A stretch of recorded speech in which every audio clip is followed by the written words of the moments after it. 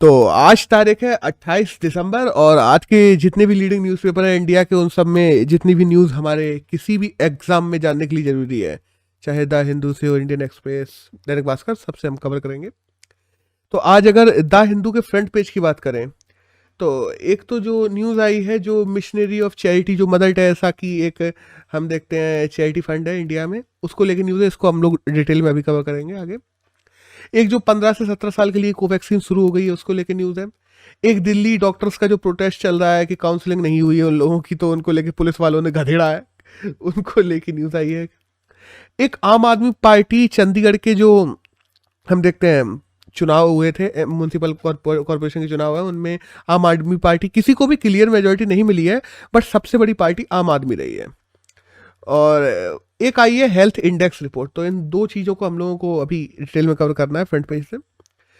तो अगर बात करें चैरिटी की, जो मिशनरी ऑफ चैरिटी है, बेसिकली मदर टेरेसा की चैरिटी फंड है, इसका जो FCRA है वो कैंसिल हो गया है इंडिया में। अब FCRA क्या होता है?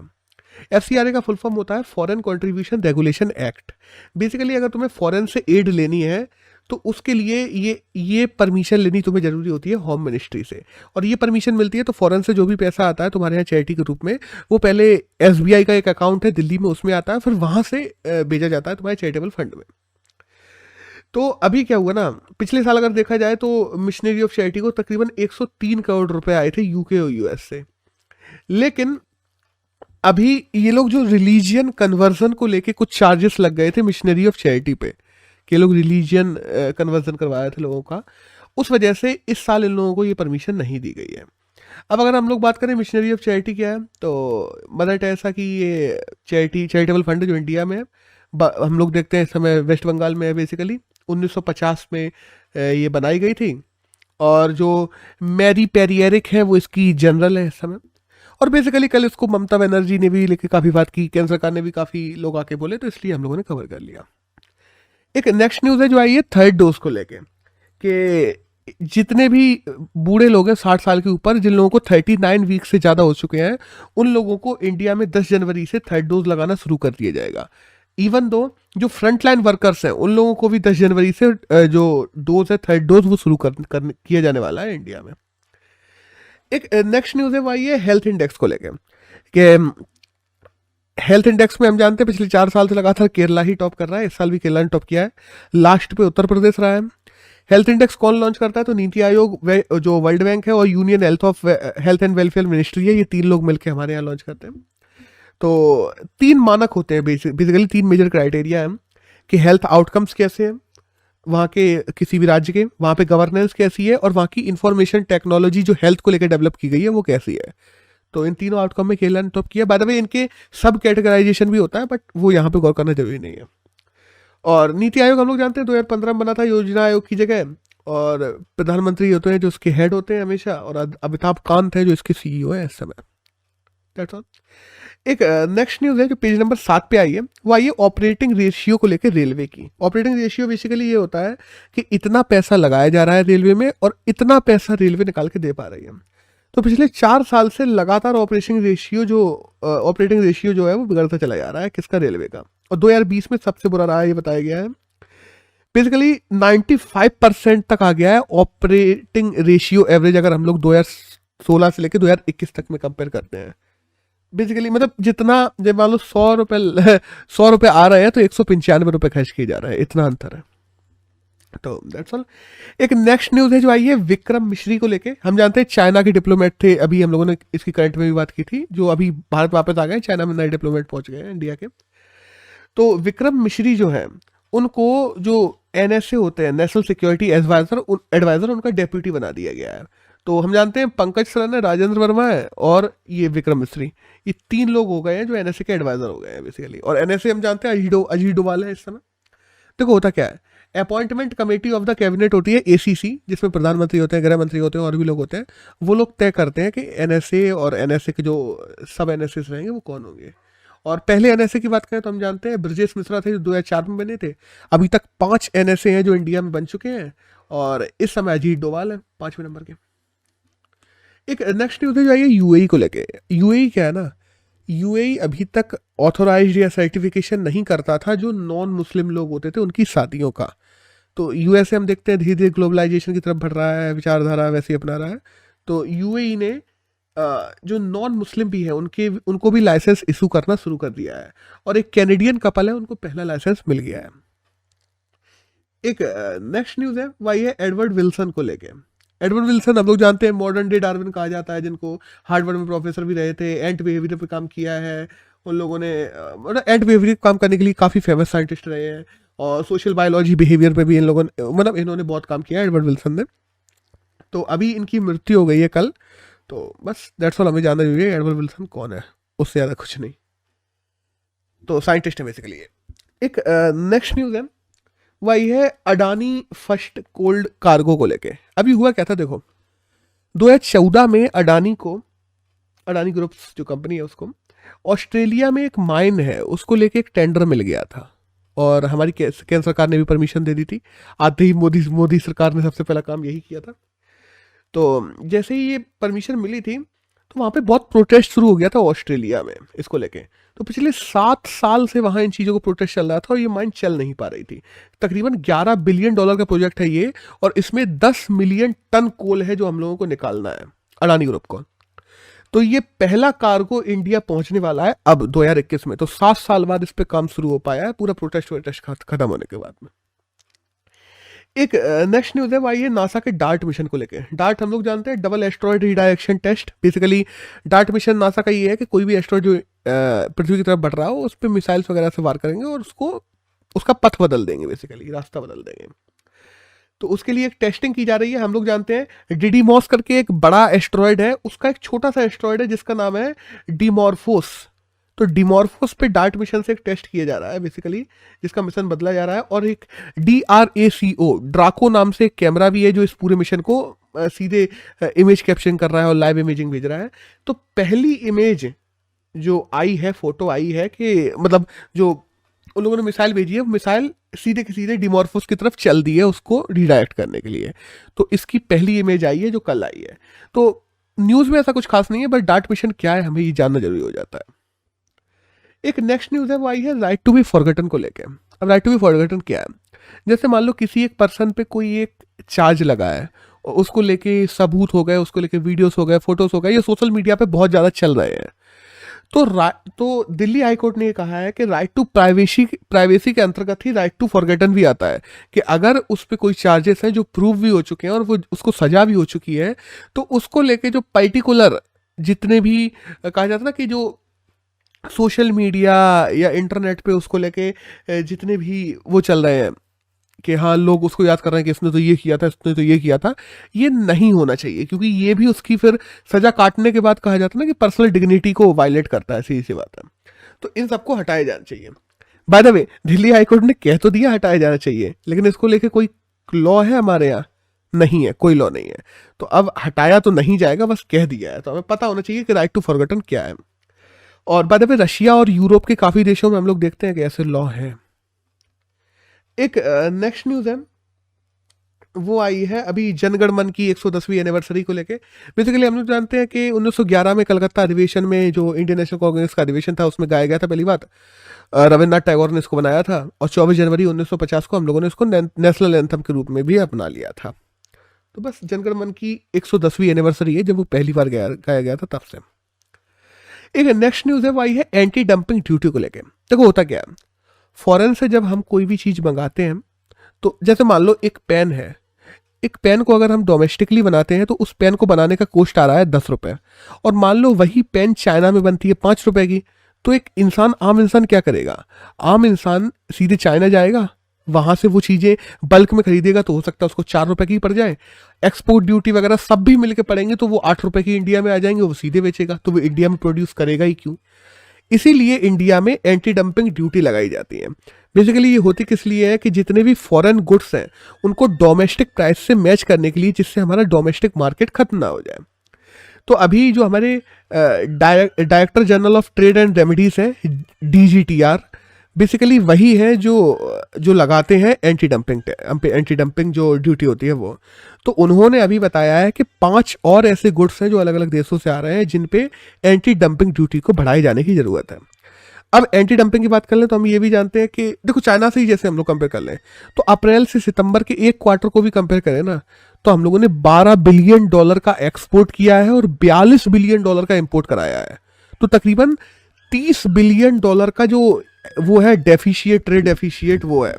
और जो WTO है वो ये कहता है कि WTO ये कहता है कि एंटी डंपिंग ड्यूटी तुम किसी भी माल पे 5 साल के लिए लगा सकते हो, लेकिन लगा 5 साल के लिए सकते हो। एक बार 5 साल हो गए पूरे, फिर ये तुम्हारी जिम्मेदारी बनती है कि तुम अपने डोमेस्टिक माल को इंटरनेशनली कॉम्पिटेंट बनाओ। ये नहीं है कि तुम हमेशा के लिए उस माल पे लगाए रखो। तो बस न्यूज में था तो मैंने सोचा पूरा कवर कर लूं कि एंटी डंपिंग गुड्स क्या होते हैं।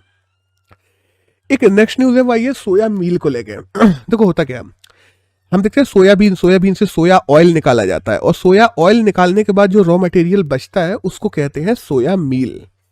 अब हुआ क्या है कि सोया मील को इसेंशियल कमोडिटी एक्ट 1955 के अंतर्गत ला दिया गया है। अब इसेंशियल कमोडिटी एक्ट क्या है? ऐसी चीजें जिनकी कोई होर्डिंग कर रहा हो, जिनको ब्लॉक कर रहा हो, जिनका स्टोरेज बहुत ज्यादा कर रहा हो, लेकिन वो नॉर्मली बहुत ज्यादा काम आती हैं और वो केवल होर्डिंग या ब्लॉक इसलिए कर रहा है जिससे उनकी प्राइस बढ़ाई जा सके। तो फार्मिंग सेक्टर में सोया मील एक ऐसी ही चीज है जो पोएट्री फॉर्म्स वगैरह में हम लोग देखते हैं बहुत ज्यादा काम में ली जाती है। तो इसीलिए इसको इसेंशियल कमोडिटी एक्ट 1955 के अंतर्गत ला दिया गया है और अब इसको कोई भी होर्ड या कोई भी ब्लॉक नहीं कर सकता बेसिकली। और हम जानते हैं जब भी इसेंशियल कमोडिटी एक्ट की बात चलती है तो इसमें कौन लेके आता है ये सब चीजें? तो ministry of consumer affairs and food and public distribution है जो इसेंशियल कमोडिटी एक्ट को लागू करवाती है इंडिया में। बस दैट्स ऑल। एक नेक्स्ट न्यूज है वो आई है मदन मोहन मालवीय को लेके। By the way Madan Mohan Malviya का 25 दिसंबर को जन्म दिवस था। मैं उस दिन कवर नहीं कर पाया था, मैं भूल गया था, तो मैंने सोचा आज कवर कर लें। अब कौन थे मदन मोहन मालवीय? 25 दिसंबर 1861 को मदन मोहन मालवीय का प्रयागराज में जन्म हुआ था। हम लोग जानते हैं लीडर भी थे, सोशल रिफॉर्मर भी थे और हेड प्रमोटर भी थे इन सब चीज़ों को लेकर। वहीं हम देखते हैं कि जो महानामा की संज्ञा गांधी जी के द्वारा मदन मोहन मालवीय को दी गई थी। कर्मयोगी की संज्ञा बालकृष्ण जो थे उन्होंने कर्मयोगी की संज्ञा दी थी मदन मोहन मालवीय को। हम देखते हैं सॉल्ट सत्याग्रह की बात होगी, जो नमक आंदोलन, हम लोग नमक सत्याग्रह की बात करते हैं। फ्रीडम फाइटर भी थे ये। 4 बार इंडियन नेशनल कांग्रेस के हेड भी बन चुके हैं। जो कॉन्ट्रैक्ट स्लेवरी होती क्या है, पहले एक समय पर स्लेवरी चलती थी, बाद में स्लेवरी को एज एन एक्ट इनअप्रोप्रिएट मतलब क्रिमिनलाइज कर दिया गया था कि तुम किसी को भी स्लेव नहीं रख सकते। तो लोगों ने क्या किया था, लोग अफ्रीका वगैरह से लोगों को लेके आते थे और उनसे कॉन्ट्रैक्ट कर लेते थे कि तुम हमारे साथ में 10 साल तक हमारे लिए काम करोगे। तो वो कॉन्ट्रैक्ट स्लेवरी के अंतर्गत आता था। तो मदन मोहन मालवीय ने कॉन्ट्रैक्ट स्लेवरी को भी खत्म करने के लिए काफी काम किया था। बनारस हिंदू यूनिवर्सिटी की स्थापना 1916 में मदन मोहन मालवीय ने की थी। इवन दो हिंदू महासभा जिसकी हम लोग बात करते हैं, आज इतनी बड़ी महासभा है, उसकी भी स्थापना 1915 में मदन मोहन मालवीय ने ही की थी। और हिंदुस्तान टाइम्स जो आज भी चलता है अखबार, उसके बोर्ड ऑफ डायरेक्टर्स भी रहे थे। अभ्युदय जो पेपर वगैरह था 1907 में, वो भी इन्होंने चलाया था जब फ्रीडम मूवमेंट चल रहा था तब। और 1946 में आज़ादी के 1 साल पहले इनके निधन हो गया था, मतलब ये आज़ादी नहीं देख पाए थे बेसिकली। और 12 नवंबर 1946 में इनका डेथ हो गया था। और बाद में हम देखते हैं 2014 में इनको जब मोदी सरकार आई थी तो उन्होंने इन्हें भारत रत्न अवार्ड भी दिया था।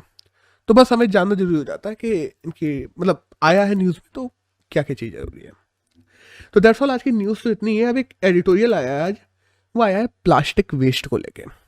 अब ये क्या है, प्लास्टिक वेस्ट क्या है, इन सब पे अपन बात करते हैं। देखो, प्लास्टिक वेस्ट हम लोग देखते हैं दुनिया के लिए एक बहुत बड़ी समस्या बनता जा रहा है। हम माइक्रो प्लास्टिक की बात कर लें, सॉइल को नुकसान पहुंचाता है, सॉइल उतनी उपजाऊ नहीं रहती, सालों तक खत्म नहीं होता है, वाटर में चला जाता है तो मरीन जो इकोसिस्टम उसको बर्बाद करता है। फूड चेन में चला जाने लगा आजकल। अगर तुम प्लास्टिक को बर्न कर दो तो हाइड्रोकार्बन इतने निकलते हैं जो हमारे ओजोन को, इन्वायरमेंट को नुकसान पहुंचाते हैं। तो हमें ये तो पता है कि प्लास्टिक से क्या क्या नुकसान होते हैं, बहुत सारे नुकसान होते हैं। बट हम ये भी जानते हैं कि पैकेजिंग के लिए आज हर दूसरी चीज़, चाहे हम लोग बात बेसिकली अगर ज़्यादातर बात की जाए तो जो हेल्थ से रिलेटेड चीज़ें होती हैं, हेल्थ से रिलेटेड उपकरण होते हैं उनको बनाने में, और सबसे बड़ी बात है फूड पैकेजिंग के लिए। कि आज तुम बाहर से कोई खाना लेके आ रहे हो, वो भी, यहाँ तक कि तुम चिप्स नमकीन कुछ भी ले रहे हो तो उसके लिए प्लास्टिक का यूज किया जाता है। उसके लिए ये बहुत सस्ता है और बहुत ही अच्छा है, और इसके लिए कोई एक अल्टरनेट नहीं है हमारे पास में, इसलिए हम लोग दमादम दमादम दमादम यूज किए जा रहे हैं। अब देखो, अपन यहां बात करेंगे कि वो कौन से गैप्स हैं जो हमें प्लास्टिक वेस्ट के मैनेजमेंट को भरने नहीं दे रहे हैं। हमारी केंद्र सरकार इसके लिए क्या कर रही है इस समय अगर हम लोग बात करें तो देखो, प्लास्टिक वेस्ट मैनेजमेंट रूल 2016 आए थे, प्लास्टिक अपशिष्ट प्रबंधन अधिनियम जो 2016 का आ जाता है, PWMR 2016 में आया था। इसके तहत क्या किया गया था, CPCB द्वारा जारी किया गया था, मिनिस्ट्री ऑफ एनवायरनमेंट के अंतर्गत आता है बेसिकली, जो कार्यालय है उसके द्वारा प्लास्टिक वेस्ट मैनेजमेंट रूल 2016 आए थे, जिसमें सिंगल यूज जो प्लास्टिक है उसको 2022 तक खत्म करने के लिए कहा गया था। अलग अलग गाइडलाइंस भी जारी की गई थी कैसे कैसे खत्म करेंगे। और बाय द वे, अगले साल से हम लोग प्लास्टिक, जो सिंगल यूज प्लास्टिक है उसको फेजेस में खत्म करने की बात भी कर रहे हैं कि 2022 में इतना खत्म करेंगे, 2023 में इन चीज़ों में बंद करेंगे, 2024 में उन चीज़ों को बंद करेंगे। और फिर हम देखते हैं कि हमारे मोदी जी को champions of the earth award भी मिला था 2019 में सिंगल वेस्ट प्लास्टिक पे अच्छा काम करने के लिए। अब वो बात अलग है कैसे मिला था, अभी तक लोग सोच ही रहे हैं। फिर प्लास्टिक टू एनर्जी की आजकल हम लोग बात करते हैं कि plastic to energy, plastic to road, plastic to building, plastic to working material, plastic to wealth बनाने की आजकल बातें होने लगी हैं बहुत ज़्यादा सरकार में। अभी हम देखते हैं प्लास्टिक टू रोड वगैरह बिल्डिंग, इन पे काम भी बहुत चल रहा है, नितिन गडकरी ने वगैरह ने इसके बारे में बताया भी हमें। अभी सरकार ने प्लास्टिक वेस्ट मैनेजमेंट रूल जो 2016 है जिनकी अभी हम लोगों ने बात की, उनमें ही EPR को भी लागू करने की कहा है। अब EPR क्या है, इनहेंस प्रोड्यूसर रिस्पॉन्सिबिलिटी। मतलब मानो कि एक लेस कंपनी है एग्जाम्पल, तो अगर एक लेस कंपनी एक पैकेट बेचती है तो ये उसकी ही रिस्पॉन्सिबिलिटी होगी कि जितना प्लास्टिक वेस्ट लेस के द्वारा निकाला जा रहा है उनको वापस लाके रिसाइकिल करने की जिम्मेदारी भी लेस कंपनी की ही होगी। ये चीज अभी हम देखते हैं कि अक्टूबर से लागू, मतलब अक्टूबर के जो ड्राफ्ट आया है अभी हम लोग देखते हैं, जो plastic waste management amendment rule 2021 आए हैं, उनमें अभी अक्टूबर में जो ड्राफ्ट आया था उसमें EPR की बात भी की गई थी कि अब जो कंपनियां प्लास्टिक वेस्ट निकालती हैं, सिंगल यूज प्लास्टिक की बात कर रहा हूं मैं, वही लोग उनका रिसाइकिल भी करेंगे। अब सोचना इनसे होगा क्या, यानी कि जो FMCG कंपनी है बेसिकली जो कंज्यूमर गुड्स वगैरह बनाती हैं, उनकी रिस्पॉन्सिबिलिटीज और ज्यादा बढ़ जाएंगी। अब इससे असर क्या पड़ेगा, कॉस्ट बढ़ जाएगी चीजों का, सीधी सी बात है, माल के दाम बढ़ जाएंगे जब वो कंपनियां अपने ही प्लास्टिक वेस्ट को मैनेज भी करेंगी और एक एक पन्नी जो जैसे मान लो लेस को बाहर से इकट्ठा भी करवाएंगी, कॉस्ट भी बढ़ाएंगे वो। इनफॉर्मल सेक्टर, देखो कचरा बटोरने का जो काम करते हैं ना हम लोग, कहते हैं गार्बेज पिकर्स, उनमें इनफॉर्मल लोग भी काफी काम करते हैं। वो लोग इस क्षेत्र से बाहर हो जाएंगे काफी हद तक, क्योंकि काफी चीजें फॉर्मलाइज हो जाएंगी। क्योंकि मानो हर प्लास्टिक वेस्ट जिसको अगर तरीके से किया जाने लगा तो सीधी बात है, इन्फॉर्मल सेक्टर में जो लोग काम कर रहे हैं प्लास्टिक वेस्ट जो इकट्ठा करने का, वो लोग तो भारी हो जाएंगे। लेकिन हाँ, इसमें एक दूसरा आर्ग्यूमेंट ये भी दिया जा सकता है कि जो गार्बेज पिकर्स हैं वो लोग फॉर्मलाइज भी हो जाएंगे, क्योंकि ये कंपनियां खुद से जाके थोड़ी बटोरेंगी, रखेंगी तो उन्हीं लोगों को। तो हाँ, ये भी एक अच्छा आर्ग्यूमेंट है। अभी पिकर्स, जब हम लोग वेस्ट पिकर की बात करते हैं तो वेस्ट पिकर अब क्या होगा, वो ऐसे कॉमन वेस्ट पिक नहीं करेंगे अगर फॉर्मलाइज हो जाएगा, वो स्पेसिफाइड वेस्ट पिक करेंगे। तो एक हायरार्की सेट हो जाएगी। हो सकता है कि ऐसी मीडियोकर कंपनीज बन जाएं जो कहें कि हाँ, लेस वाले तुम आओ, हल्दीराम वाले तुम आओ, गोदरेज वाले तुम आओ, तुम्हारा जो प्लास्टिक वेस्ट है जो बाहर निकल रहा है, जो फेंका जा रहा है, उनको डंपिंग ग्राउंड से, रोडों से, गलियों से हम इकट्ठा करवाएंगे, हमें लाके पैसे दो और हम इन लोगों को अपॉइंट करेंगे। ये जो मिडिल मैन होते हैं, ये इनके बढ़ने की आशंका ज़्यादा बढ़ जाती है। दूसरी तरफ हम लोग देखते हैं जो कलेक्शन और जो प्रोसेसिंग, जो वेस्ट कलेक्शन और वेस्ट प्रोसेसिंग यूनिट है, उसमें और ज़्यादा बाधा डाल सकते हैं, और या उसको और ज़्यादा महंगा बना सकते हैं। बाधा तो नहीं, कर तो सरल देंगे लेकिन महंगा बना देंगे। प्लास्टिक वेस्ट में एक दिक्कत और है, रिसाइकिल मुश्किल है। क्योंकि देखो, हर प्लास्टिक वेस्ट का रिसाइकिल नहीं होता, सीधी सी बात है। सिंगल यूज का तो कतई नहीं होता हर किसी का, वो ना सिंगल यूज से ही समझ में आ रहा है कि उसका दोबारा नहीं होगा। अब क्योंकि हो भी जाता है तो वो बहुत महंगा पड़ता है, कोई करता नहीं है। क्योंकि सरकार प्रेशर बनाएगी तो इन लोगों को करना पड़ेगा, तो ये लोग ज्यादातर समय क्या करेंगे, प्लास्टिक पिक करवा लेंगे, वहां पे अपनी कॉस्ट तो बढ़ा ही देंगे तो पैसा उससे निकल ही जाएगा। प्लास्टिक पिक करवाएंगे और उनको जला देंगे। तो कंपनियां, ये भी डर है कि कंपनियां हो सकती है अपने वेस्ट को जलाने लगें, जिससे एनवायरनमेंट पर गलत नुकसान पड़े। प्लास्टिक पैकेजिंग पर जो मात्र गाइडलाइन, अब जैसे हम लोग बात करते हैं, अब देखो अब इस गाइडलाइंस में प्रॉब्लम क्या है, जो प्लास्टिक पैकेजिंग की गाइडलाइंस नई आई हैं उनमें प्रॉब्लम क्या है।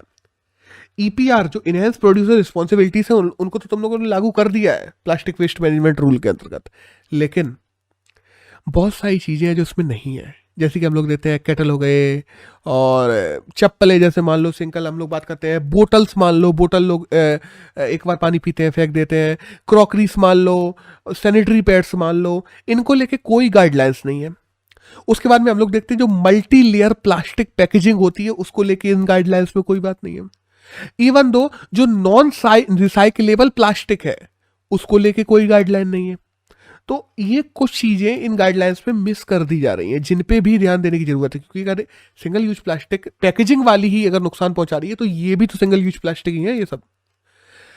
बाय द वे, अगर याद आया इसी से मुझे ये मतलब एडिटोरियल नहीं है, मुझे याद आ गया कि मल्टी लेयर प्लास्टिक को लेके हमारी सरकार ने एक रूल्स भी बनाए थे कि मल्टी लेयर जो प्लास्टिक पैकेजिंग होती है उसको हम लोग कैसे रिसाइकल करेंगे, उनको लेके रूल्स बनाए गए थे। बट बाद में कंपनियों का प्रेशर आ गया था तो उन पूरे रूल्स को 2018 में मोदी गवर्नमेंट के द्वारा वापस ले लिए गए थे। अब देखो, इवन दो ये जो हम बात करते हैं जो नए गाइडलाइंस आने वाले हैं, इनमें टेक्नोलॉजी पे ध्यान नहीं दिया जा रहा, क्योंकि देखो जो रिसाइकलिंग के जो प्लांट्स होते हैं वो प्लांट्स खुद में भी एनवायरनमेंट को नुकसान पहुंचा रहे हैं। वो खुद से पीएम पार्टिकल को, CO2 को, हार्मफुल जो डीऑक्सीडेंट्स होते हैं उनको रिलीज कर रहे हैं एनवायरनमेंट में, वो खुद भी एनवायरनमेंट को नुकसान पहुंचा रहे हैं। हमें जो इस समय रिसाइकलिंग जो प्लांट्स चल रहे हैं उनको भी अपग्रेड करने की जरूरत है, जिसकी तरफ सरकार का ध्यान ही नहीं है। सरकार ने जो जैसा चल रहा है उनको वैसा ही चलने के लिए और छूट दे दी। अब देखो, अब यहां पे किया क्या जा सकता है, हमें साइंस एंड टेक्नोलॉजी बढ़ाने की जरूरत है। हम जब सिंगल यूज प्लास्टिक की बात करते हैं तो केवल पैकेजिंग तक ध्यान ना देते हुए हमें और भी चीजें, बोतल हो गई, क्रॉकरी हो गई, सैनिटरी पैड्स हो गया, इन सब पे भी ध्यान देने की जरूरत है। हमें नए रूल्स, जब हम बात करते हैं ना कि जैसे EPR की बात कर रहे हैं, तो इनमें इन सब चीजों को भी डालने की जरूरत है। आज हमें अवेयरनेस बढ़ाने की जरूरत है, क्योंकि देखो मैं मानता हूं कि हाँ, और हमारे पास में प्लास्टिक को लेके एक अच्छा अल्टरनेट नहीं है, लेकिन फिर भी जो लोग यूज भी कर सकते हैं अल्टरनेट, जिन पे पैसे भी हैं, वो भी यूज नहीं कर रहे हैं बिकॉज ऑफ कॉमन ग्राउंड्स वही चल रहे हैं तो चल रहे हैं। इनको लेकर अवेयरनेस बढ़ाने की जरूरत है। अल्टरनेट बनाने की भी जरूरत है जो सस्ता हो और इफेक्टिव हो। इस पे भी R&D करवाए सरकार, जो कि सरकार उतना फोकस नहीं कर रही है इस समय, जो कि करना जरूरी है, क्योंकि ओवरऑल एनवायरनमेंट को जब नुकसान पहुंचेगा ना तो बिलियंस ऑफ डॉलर का नुकसान होता है। हम लोग जानते हैं एनवायरनमेंट कैसे कैसे नुकसान पहुंचा सकता है आने वाले 20-50 साल में। और एट द एंड जो प्लास्टिक फैक्ट्रीज है जो इन सबको बनाती हैं, उन सबका नियमन करना भी जरूरी है। नियमन एज एन उनकी देखें कि वो जितना बोल रही हैं उतना ही प्लास्टिक प्रोड्यूस कर रही हैं, क्या जो वो रिसाइकिल कर रही हैं उनको भी सही से कर रही हैं कि नहीं, इनकी ऑडिट होना जरूरी है। कुछ सरकारों ने ऐसा करना शुरू भी किया है। हम देखते हैं अभी कुछ दिनों पहले हम लोगों ने एक करंट में न्यूज़ भी पढ़ी थी कि तमिलनाडु में जो स्टालिन सरकार है उसने प्लास्टिक बैगेजेस की जगह ऐसे जो मतलब बायोडिग्रेडेबल कंटेंट से बने हुए जो पैकेट्स हैं, मतलब पैकेट्स वगैरह है, उन सबको जनता को बांटना शुरू किया है। ठीक है, ये एक अच्छी चीज है, लेकिन इन पे और ज्यादा ध्यान देने की जरूरत है। तो दैट्स ऑल। अगर हम लोग आज की बात करें 28 दिसंबर की, तो यही करंट था जो किसी भी एग्जाम में जाने के लिए जरूरी था। That's all.